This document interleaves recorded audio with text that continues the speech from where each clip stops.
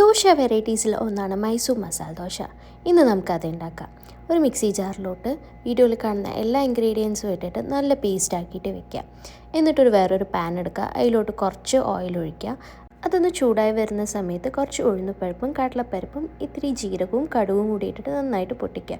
അതിലോട്ട് ഒരു സവാള പൊടിയാക്കി അരിഞ്ഞതിടുക. ഇത്തിരി കറിവേപ്പില ഇട്ടിട്ട് നന്നായിട്ട് വഴറ്റുക. എന്നിട്ട് അതിലോട്ട് ഒരു പച്ചമുളക് ഇട്ടിട്ട് നന്നായിട്ട് ഇളക്കിയതിന് ശേഷം ഒരു വലിയൊരു ക്യാരറ്റ് ഞാൻ ഗ്രേറ്റ് ചെയ്തിട്ടാണ് ഇട്ടിരിക്കുന്നത്. ആ ഗ്രേറ്റ് ചെയ്തിട്ടതും ഇത്തിരി കായും ഇട്ടിട്ട് നന്നായിട്ട് ഇളക്കാം. കായ ഞാൻ നേരത്തെ ഇടാൻ മറന്നതാണ് കേട്ടോ. അത് കടുക് പൊട്ടിക്കുന്ന സമയത്ത് കുറച്ച് കായപ്പൊടി ഇട്ടാൽ മതി. എന്നിട്ട് കുറച്ച് മഞ്ഞൾപ്പൊടിയും ആവശ്യത്തിനുള്ള ഉപ്പും ഇട്ടിട്ട് ക്യാരറ്റ് നന്നായിട്ട് മൂപ്പിച്ചെടുക്കാം.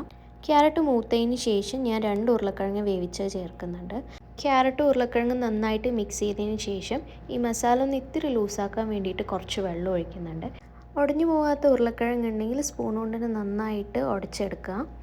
എന്നിട്ട് പൊടിയാക്കി അരിഞ്ഞ് മല്ലിയിലയും കൂടി ഇട്ടു പറഞ്ഞു വെച്ചാൽ നമ്മുടെ മസാല റെഡിയായി. എന്നിട്ട് നമുക്ക് ദോശ ഉണ്ടാക്കാം. ദോശയൊന്ന് പകുതി വെന്ത് വരുന്ന സമയത്ത് നമ്മൾ ആദ്യം അരച്ച് വെച്ച ചട്നി നമുക്ക് ഫുള്ളായിട്ട് ദോശയിൽ സ്പ്രെഡ് ചെയ്ത് കൊടുക്കാം.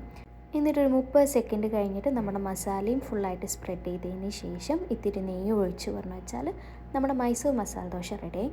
കറിയൊന്നും ഇല്ലാതെ തന്നെ ഇത് കഴിക്കാൻ അടിപൊളി ടേസ്റ്റാണ് കേട്ടോ. അപ്പോൾ എല്ലാവരും ഉണ്ടാക്കിയിട്ട് ഫീഡ്ബാക്ക് അറിയിക്കുക.